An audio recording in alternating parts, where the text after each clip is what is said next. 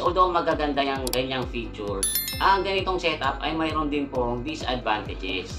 Ang number 1 po dyan ay mas mahal ang ganitong setup. Kaya yan po ay nadadagdag sa total price ng isang sasakyan. Mas marami po kasi itong components at gumagamit po ito ng electronics. Kaya natural lang po na mas pricey ito. At dahil nga po sa ito ay electronic, natural lang po na masira po ito over time. At pag dumating po yung time na kailangan nyo na itong ipagawa or palitan, ay siguradong gagastos kayo ng malaki-laki. Unlike sa old school na disusi na bihirang-bihirang masira.